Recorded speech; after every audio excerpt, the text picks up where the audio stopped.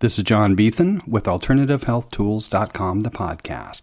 And together we discover and share new alternative health tools and resources from alternative healthcare practitioners and experts. Sorry for the delay in getting the next episode out. The last time we recorded was January 17th. That was episode 63 with Shannon Parsons on EFT tapping. Today we have Hunter Clarke-Fields, who's a Mindfulness Mama Mentor and teaches mindful parenting garnered from her own experience. As she says, a healthy relationship with your children begins with a healthy relationship to yourself, and her mission is to transform harmful generational patterns. With Hunter, you'll learn the deep work of parenting. You'll find real tools to create a lasting impact, not just for your kids, but for generations to come. And as she says, when we create more peace for ourselves, we create more peace for generations. Once I started my meditation practice, it really changed things for me. I really had so much more equanimity. I stopped going through this roller coaster that I had been going through for, I don't know, like 27 years of life. And I really started realizing that I wasn't falling into those dips of pits of despair that I used to come into every week or two. And so it was life-changing for me. Like, it was amazing miracle meditation. Awesome. I learned that we, like as parents, we want to give all of this to our kids. Like, we want them to be happy and healthy, and we want them to be self-regulated and we want them to be, all these things. So we don't have to sort of deal with their difficult stuff. Yeah. But we have to take care of ourselves first. Really, that's the foundation for being able to accept your kids' big feelings. Is you have to be able to accept it in yourself to be able to have a calmer and self-regulated kid. Like, you need to show them what that looks like. I teach skillful communication and try to use it and all that. Yet we live in a culture that treats children in this totally different way it treats all other human beings, like they're less than. And it really creates a us versus them culture between kids and adults. Yeah. And it's like in everything. It's like in the TV shows, especially too. This was an extraordinary chance to in some ways shift and change things moving forward into the future, right? And an extraordinary chance to pass on all the really wonderful good seeds that my parents gave to me, and a chance to stop try to stop watering the destructive seeds and stop watering the seeds of suffering that were also passed down through me. And also gave me the motivation to do that. Like, holy moly, like, I don't want to mess this up. I really don't. Yeah. It's that important,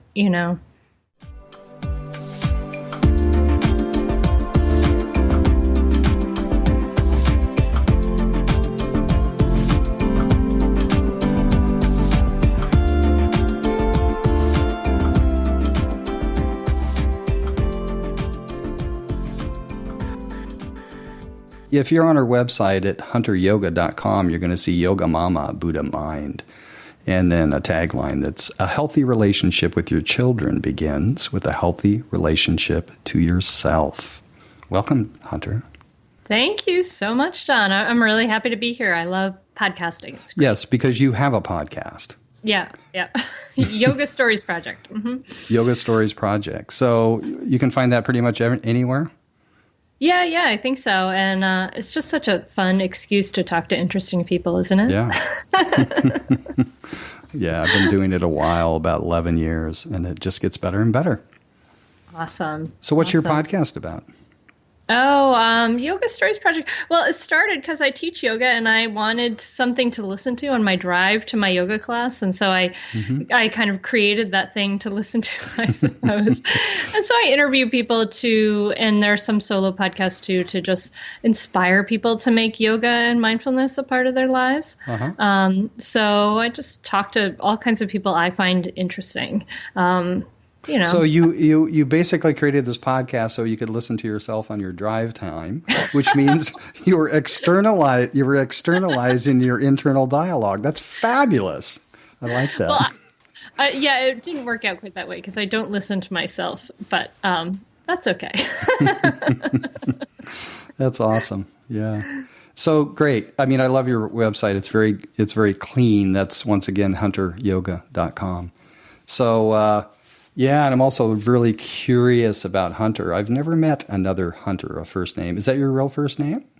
Oh, yeah, absolutely. It was my mom's maiden name. Mm-hmm. So, there's Hunters going back. In fact, my grandmother's name was Elizabeth Hunter, and my name is Hunter Elizabeth. So, but it was funny because there were no girls named Hunter for my whole life, except for there was a model named Hunter Tylo. But then it started to become this popular little boy's name. And I was working in like a teacher supply store with toys and stuff in it.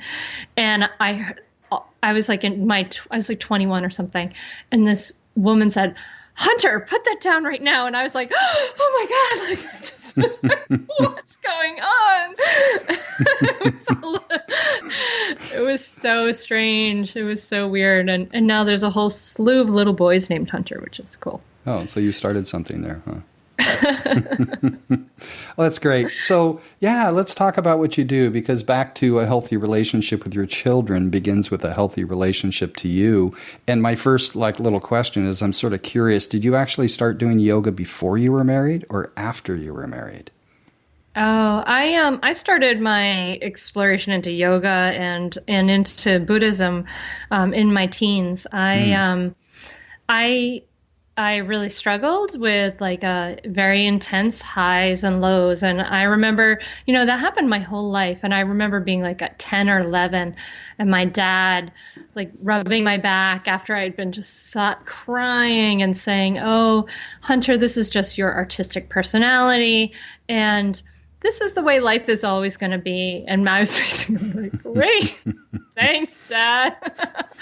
Like, that's really an awful thought. But he was kind of right. I did really continue to have this kind of roller coaster emotionally. And so I started reading about Buddhism when I was 15 and went to my first yoga class when I was 17 and really just kept exploring from there. It, became a lifelong passion. Mm-hmm. Well, we've had several yoga teachers on the show before, but what I found out is that sort of everyone has their own gems that they've gleaned from their own practice, and also share that and teach others. Yeah. So once again, getting back to healthy relationships with your children. So is that something you discovered for yourself that in keeping yourself healthy? Yeah. Okay. Yeah, that's the short answer. So we're talking about keeping your sanity kind of a thing? Is that really what it is? Yeah. Yeah. I mean, well, it was interesting because I read about Buddhism for about 10 years. I started practicing yoga, and I finally started my own meditation practice, and I had my own home yoga practice. And it really, once I started my meditation practice, it really changed things for me. I really had so much more equanimity. I stopped going through this roller coaster that I had been going through for, 27 years of life. And I really started realizing that I wasn't falling into those dips of, pits of despair that I used to come into every week or two. And so it was life-changing for me. Like, it was amazing miracle meditation. Just a quick question. So that also sort of mellow out the highs? Because I find that with every low, there's a corresponding high and vice versa. Like, people swing a lot. So would you say you started to experience a balance in between? Yeah. I mean, I was definitely a swing kind of person. I had extreme enthusiasm and extreme pits. I still have a lot of enthusiasm. I think it was more significant a change with the lows. I think I would have to be sort of reaching to kind of remember some kind of significance with the highs as far as that goes. I still enjoyed life more. But then, and then when I got pregnant, I was like sitting with a Sangha locally, which is a meditation group. Mm-hmm. And, I was pregnant and sitting in my meditation group. And I'm like, part of me is thinking like, I got this stuff figured out now. And awesome. I'm going to be an amazing mom, and this is going to be awesome. Look, my child's like, I'm meditating. They're meditating in the womb. Were you oming too? Oh yeah, in my yoga classes for sure. Yeah. And then, when my daughter was like 18 months old, 2 years old, and started to, she started talking and saying no and all of the things, it was really kind of a scary time, because she brought out, it's so hard to imagine now because they're so darn cute at that age, mm-hmm. but she brought out this incredible rage that was in me. Like I had a temper that I knew exactly where it came from. It was my father's temper, right? Like mm-hmm. that came out in me. And I could see like, when she had big feelings, because she was, a lot like me and a lot like my father, was very sensitive. And when she had these big feelings, I couldn't handle it, because I was taught by my father that it was not okay to have these big feelings, because he would get upset at them. You can see how this goes down the line. Yeah. And so I realized I had some big work to do mm-hmm. to help tame my temper, and I wanted this to stop. Like I could see this cycle, and I really wanted it to stop with me. And I wanted to transform my anger so that I could be more peaceful and grounded for her, so that she would not have to, deal with this when she was my age and back in this cycle again. Wow. Interesting. Yeah. So where did Buddhism come into at what point did you sort of go that direction as well? Or was it simultaneous? It was simultaneous. In fact, I think I studied Buddhism before I got into yoga. Mm-hmm. The first thing I read was, it's such a weird introduction to Buddhism, I have to say, but I used to ride my bike to this job I did, and there was this, my parents had a teeny tiny book of pocket Zen koans. And I would bring these Zen stories to my job, and then I'd read them and just be so perplexed. You must have loved your job, huh? Yeah, I don't know. I was like a secretary for a guy who worked on yachts, and I had a lot of time to kill. Well, yeah, that time to kill actually benefited you well, huh? Yeah, I guess it did, for sure. That's awesome. Yeah. That's really awesome. So what do you specifically do now to keep yourself healthy? Obviously you're still, doing yoga, and on your website, it's like there's a big shout out there to work with me.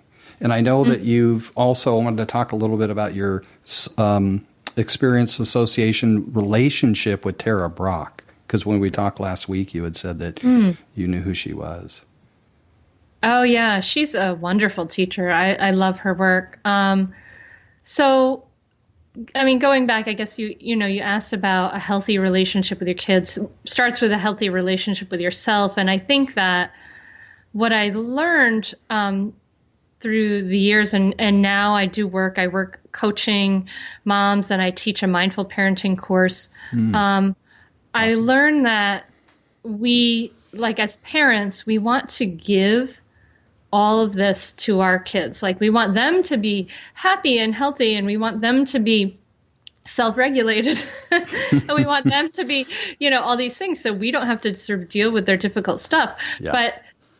But we have to take care of ourselves first. Really, that's the foundation for being able to accept your kids' big feelings. Is you have to be able to accept it in yourself, to be able to have a calmer and self-regulated kid. You need to show them what that looks like. Yeah. So that's, for me, I saw that work in my own family and myself. And I saw, oh my gosh, this is so, so important. I know that I have to live what I want my kids to learn. And so it just became like the great work of my life to be able to do that. And then to be able to share that with other people, like it is possible to transform this. And there are tools. They're not super easy necessarily, but you can do it. It is possible. And it's worthwhile for sure for the next generation to do that. Yeah. It's really interesting because I've been meeting a lot of people, that women specifically, that are actually working on really just being models for their kids, which I think is really, really important. It's not like they're trying to change anything about themselves. They're just doing what you're doing in a sense, which is, just setting yourself straight. Yeah, because, they see us, what we do and how we live our lives says a lot more than what we say. I mean, kids are really crappy at listening to what we say. Right. Yeah, exactly.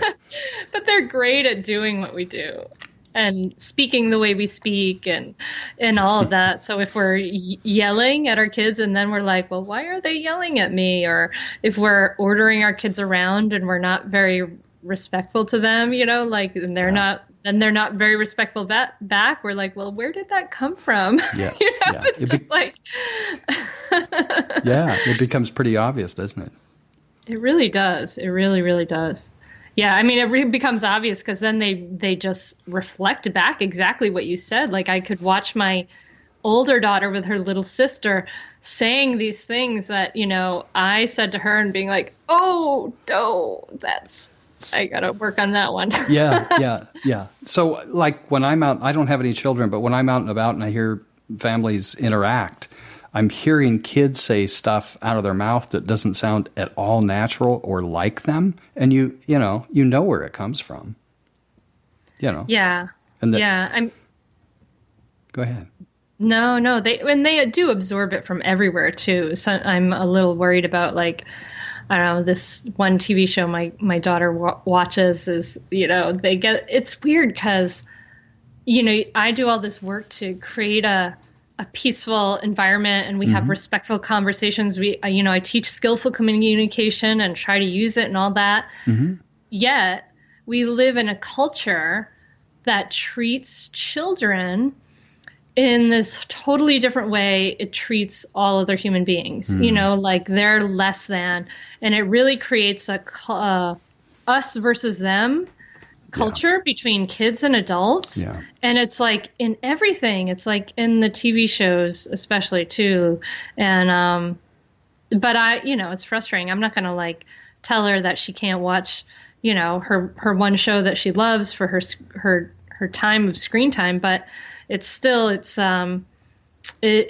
in some ways to have a peaceful, respectful relationship with your child goes against the tide, which is a little sad. Well, it's difficult and challenging. It must be. Yeah. Yeah. So I'm just curious, when you're talking about screen time, you allocate so much time a day or a week, or how does that work? Yeah, well, it's been an ongoing kind of discussion how we do that. We in our house we try to keep things pretty simple. We do have limits and boundaries on screen time. We do screen-free Sunday every week, so everyone in the whole family takes a break from screen time, which is really healing, a really healing practice, I think. And but for the kids, they had a certain amount of time before, but we found that it's not very fun to set timers and be like the timer police. Right. Yeah. So who wants to spend their life doing that? Yeah, no fun. So we just allow them. When they take care of their responsibilities, if they have time, they can have some screen time, and then if it's been a while, we try to teach them to see when it feels like it's been too much, but it's hard because it's so addictive. Yeah. So it's really hard for them to tear themselves away. Yes. It's a special medium in that kind of way, Yeah. Awesome. So how does somebody actually start working with you? What's the process? I mean, on your website, there's obviously a place for people to, contact you. Yeah, well, there's all kinds of different levels. A lot of, I send out a weekly email, and I send out just an inspirational kind of quote on Wednesdays, and every once a month I'll send out a loving kindness letter. So people who are interested can just sign up for that. And I have all these free resources. I actually have a course that people can take for free on my free resources page. Yep. And but then when people are ready for a deeper level, I work with people as a coach. I coach people either for 3 months at a time, or 6 months, or even a year. I do a year of transformation, and those are these levels where I work intimately with people in a coaching level. And then I do some small group coaching. Mm-hmm. And then on a bigger level, I've been doing my mindful parenting course, which I'm so thrilled about and so proud of. I've just taught it.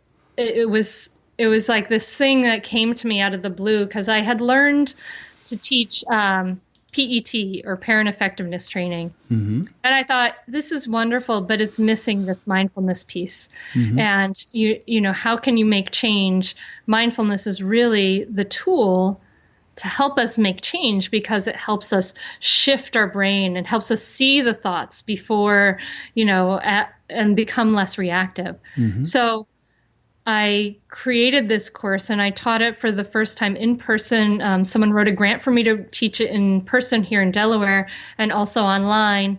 And so I'm going to teach this course as well. And so this is a way for people to dive in. And I think that's the most accessible level for people to sort of dive into the work, is to join the mindful parenting course. And it gives you a lot, but I'm hoping that it really creates a foundation for people to make these shifts that are so challenging, with a group, with other people who are making these shifts too.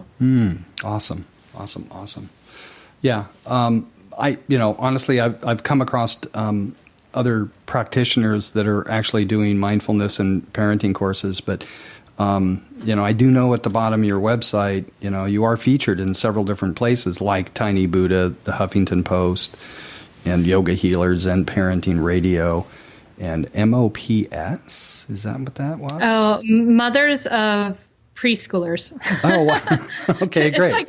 It's a big thing. You'd be surprised. Oh, yeah. No, I can see that. So that's great. So Elephant Journal too. I know somebody else that actually publishes a lot in Elephant Journal. It's really a wonderful way to sort of get out there. So let me ask you, in terms of, you've talked a lot about how you got to where you are and everything, but I always like to find out and ask, what would you say is the defining moment that things in your life changed, whether it was related to this or not, but just everything changed? Wow, that's a really tough question, John. Oh, well. I'm always bad with defining moments. I'm sort of bigger on vaguer seasons. So what you're telling me is you are a defining moment? No. I think probably the defining moment for me. Defining big change in my life was absolutely becoming a parent, because it was such a shock and awe kind of situation. Mm-hmm. It's so hard to imagine how surreal and amazing it is to be in a room, like you're having all this labor and all that, but you're in a room, and first there's 4 people in the room, and then all of a sudden there's a whole other person in the room that wasn't there in the room before. It's totally weird and amazing. And they're a piece of you. Yeah. And they are a piece of you.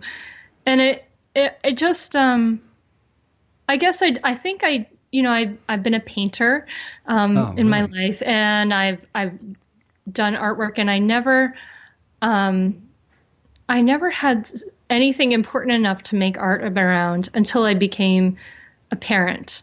And I realized how important this all was to me, and how important these relationships were to me, and how I really, this was an extraordinary chance to in some ways shift and change things moving forward into the future, right? And an extraordinary chance to pass on all the really wonderful good seeds that my parents gave to me, and a chance to stop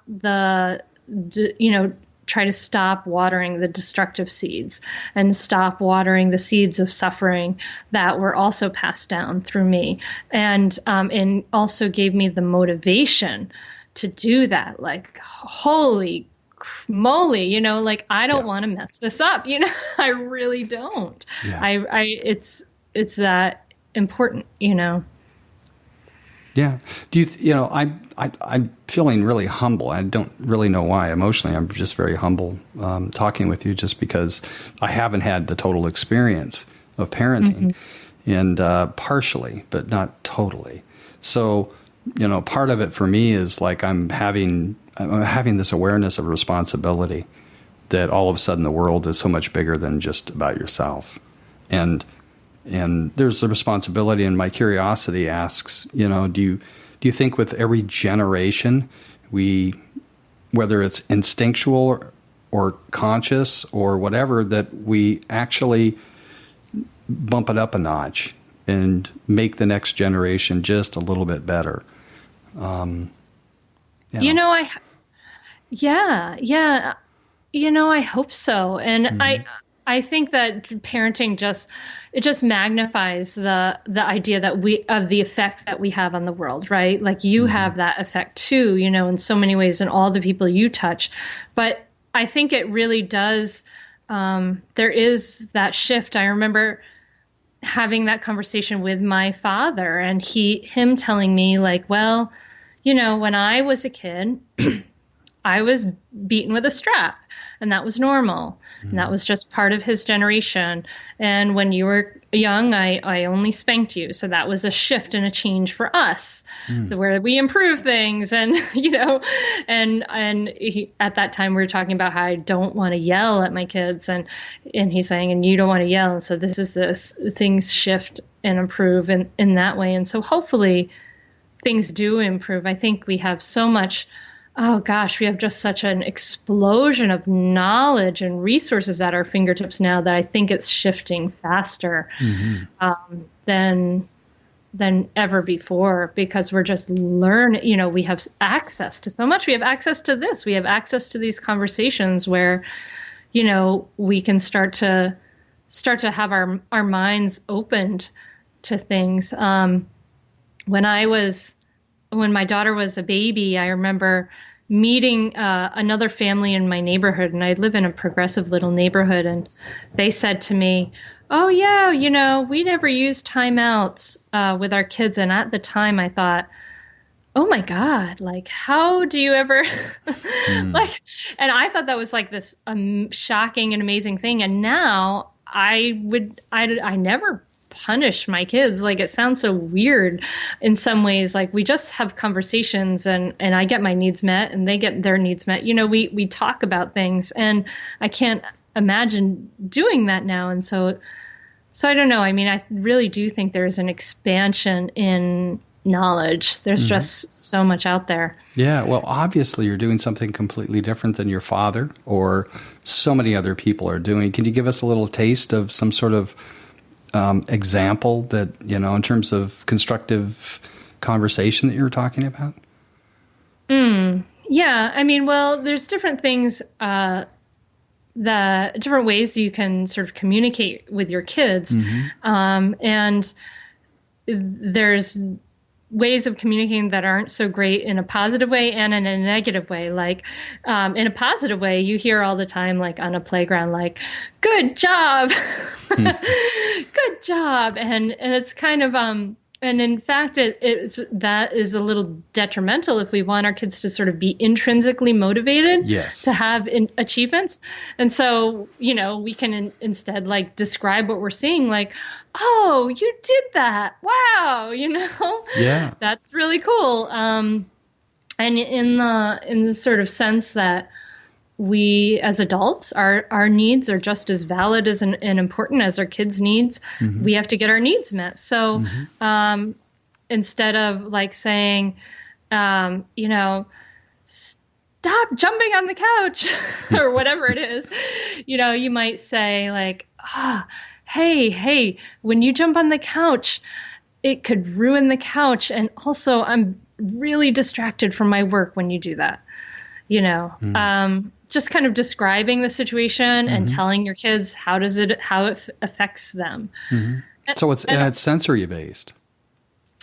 Yeah. Or like kind of describing if they're doing something that is kind of not meeting your needs, right? You can say to your kids, like, when you do this thing, this is how I feel about it, and this is how it affects me. And by doing that, you're asking them to have intrinsic motivation to stop that because they care about you and your needs, rather than do that or don't do this or I'm going to threaten you with something. In that case, they're doing something out of fear, and it's not because necessarily they want to stop doing whatever it is. It's because they're afraid of you. So it's this external motivation. Yeah. Which is actually very ineffective in the long run, because external motivation only works as long as we have power over our kids. And, the more we use this power, the less influence we have. The less we use power, the more influence we have, and the closer our relationship is. And I really think that's why there's so much trouble in adolescence, because that's when power runs out. Really, that's right? When power runs out. Yes. Like then the parent can no longer threaten the kid to say, I'm going to do this or I'm going to do that to you, because the kid will just be like, well, I'm going to go do whatever I want to do anyway, right? Yeah. This is what kind of happens in adolescence. But if you've had a relationship with your kid all along where instead you're talking to them about your needs and you're not using the power and threats over them, then you have a lot more influence in adolescence when they really need that. They really need positive influence in their life. It needs to be a time where they can come to you and ask you questions, not a time when they're like, oh, I don't, I have all this resentment towards this person who's been forcing me to do what they want me to do for all my life. Now I'm going to do what I want to do, Yes. And, yeah. I'm listening to this, and since I don't have any kids, but I do have clients, I'm thinking of ways that I can apply it to my client base. And I'm serious. And one thing I wanted to mention, the rheology people, I may have mentioned it last week, but the rheology people that's run by Jake and Hannah Eagle, one thing they teach I find to be really useful is no praise, no blame with children. So, yeah. So it's not like it really doesn't matter, honey, what I think. What do you think about it? You bring some art piece home from school, and it's just like, so what was that like for you drawing it? How do you like it? How would you do it differently? Sort of stuff like that, turning it back into them so that they develop, an esteemed value and appreciation for themselves and what they've done themselves. Anyway. Yeah, no, I would agree with that. I mean, but I think you can praise in some ways, but it's just you can be thoughtful about the praise. Like, oh, look at that. Look, you put this yellow over here. You put this red over here. How cool. You must have worked hard on that. Tell me what you were thinking about it. Exactly. Like what, Awesome. Yeah. Awesome. Fantastic. So generally with the situation in the world, taking it outside the family, from your perspective, what are you seeing? I mean, I don't necessarily want to, I'll mention the election, but there's a lot of change going on right now. And I'm just sort of curious about your own perspective in terms of coming from this place of this resource you have and this mindfulness. What are you seeing, and what do you think the world sort of needs to know or hear? What would you say? What do you say? Well, it's interesting because has been in the circles that I work in a lot of fear and uncertainty since the election and in the world. And, when I look at this, I think this is more than ever a call to empower ourselves. Yes. To wake up, to make those changes that we want to make, and to be the peace that we want to see in the world, and to take empowered action and wake up. And I really think that the foundation of that really comes in our own practice of grounding ourselves, centering ourselves, and then being that peace and having that balancing on one hand, that awareness of everything that's going on. And, there's some of that fear, that happens, but also balancing that with our own empowerment and our own grounding so that when the time comes for us to take action and we are ready and we are powerful and we're not weak and scared and full of anxiety. Awesome. I have witnessed recently people becoming more activated than I've ever seen. And I think it's a really good thing. Living in San Diego, obviously there's a lot of people here. Well, I'm basically in Encinitas, Carlsbad area, and there's a lot of people that are, concerned about the environment. And the activism that's going on here is just absolutely amazing. There's, something every day, like 2-3 different meetings, and people are coming together in community. I think it's really, really awesome. Yeah, I'm seeing that too. I mean, the weekend after the election, I got off my butt and went to the local coffee shop and met with people, and we talked about, let's get together again and see what can we do locally, what can we do, awesome. What can we do? We just want to be able to take action in the positive direction to sort of counteract the worries of what might be. Yes, it's awesome. Yeah, that's absolutely the silver lining, is everybody being like, it's interesting. My husband, we were talking about it, and he had a great metaphor for it. And he said that it's like our collective immune system is on alert now, right?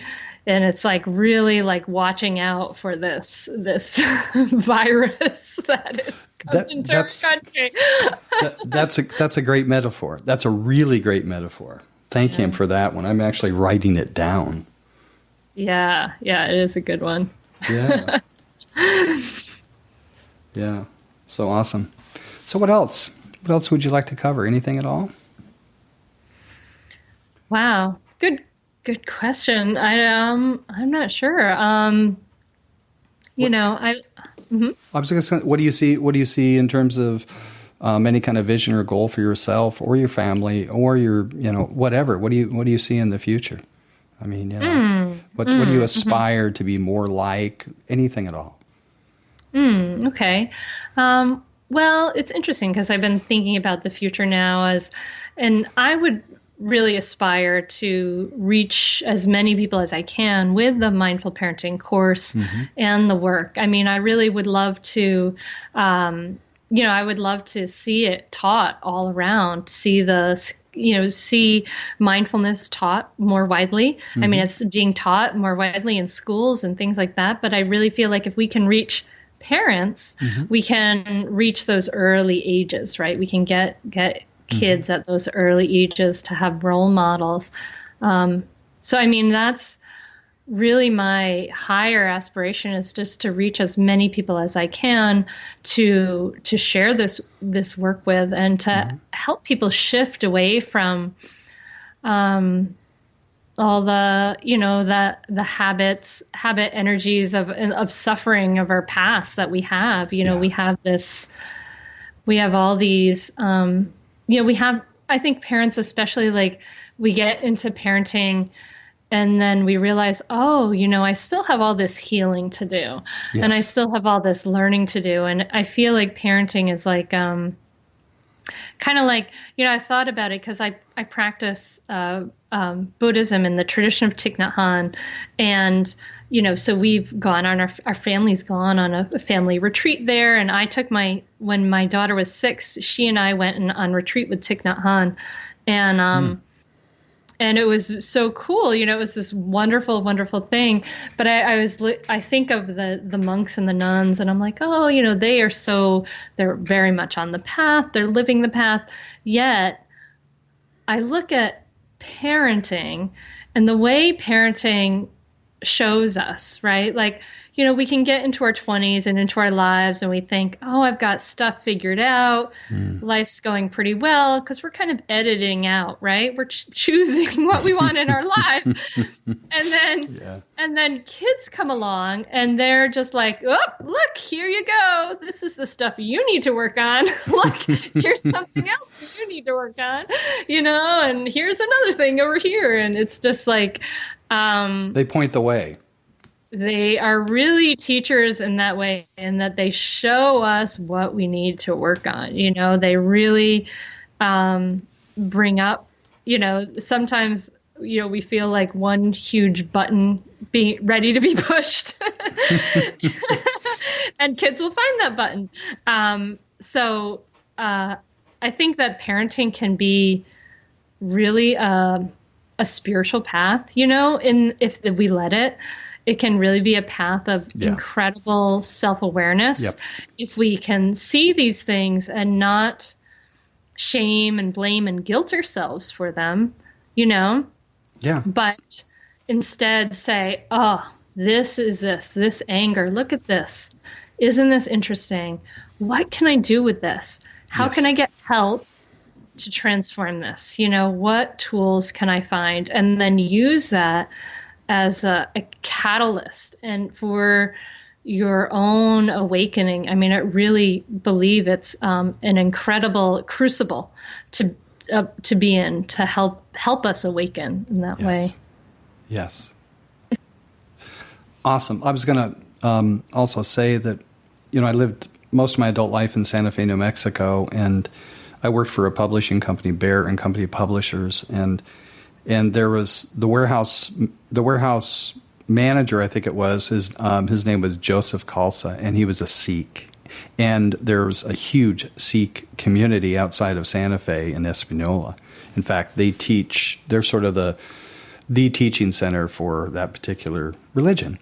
But Joseph told me, because there were a few families just starting at Bear and Company when he was working, and he told me once that he thought that families parenting is, they consider it to be the highest dharma, the highest place to work it out, the place that if you're in family, you're golden.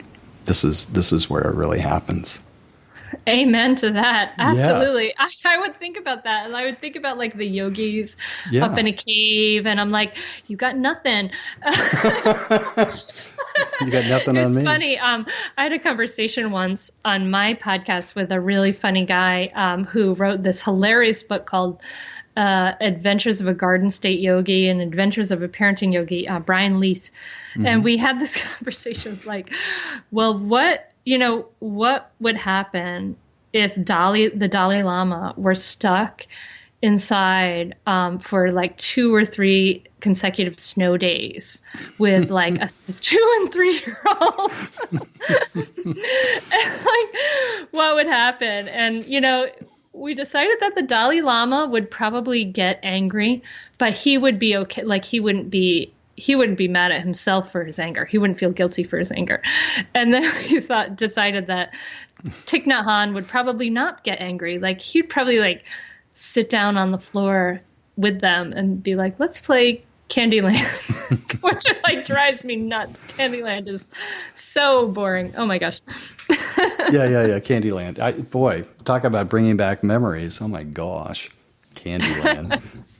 Boy, that was one way to sell candy, huh? Oh, that's the worst game, man. Candyland will make you just want to tear your hair out. It is so boring. Yeah. So I think we've just named this particular episode. We'll call it Conscious Parenting with Candyland Not. Just kidding. I'm not going to name it that. No, Candyland. I mean, but that's something parents think. A lot of parents who are kind of in a peaceful parenting path feel like, oh, I have to get down on the floor and play Candyland with my kid. And I don't think that you have to do that, Like if you hate Candyland, there are other ways you and your kids can come together. And I feel like, as parents, we can respect ourselves and our own needs, as well as our kids. And that's a big lesson that some of us need, is to be like, you know what, my needs are just as important as your needs, which is hard because when they're infants, of course, you have to take care of everything for your kids, but eventually you have to take care of your own needs. That oxygen mask analogy is a good one, and it's there for a reason. Awesome. Well, I want to be respectful of your time. I know that we have about 10 minutes before you have to be somewhere. Is there anything you think that the world needs to hear from Hunter Clarke-Fields today? If there's just one thing. If there's just one thing, I would say start some kind of mindfulness practice. It's really the gold standard for learning to take care of your mind. And I was one of those people who couldn't sit still, and, I run and I have to do all these things to kind of take care of my energy, but I actually could sit still, and you can do it. And it really, it really does help with all those things. It helps with anxiety, and it helps ground you, and it helps you just accept yourself a little bit more and accept others a little bit more. So I invite you to make a practice, and even if it's really small, it can be a 3-minute meditation practice, but that can really start a shift that could lead to wonderful things. So leading to a more enjoyable life. Absolutely. It certainly helps you enjoy it. I mean, I feel like it's like this. I mean, if anyone said like all the things that mindfulness could do and put it in a pill and said it's in pill form and there's no side effects, like everyone would be on it, right? Like, yeah.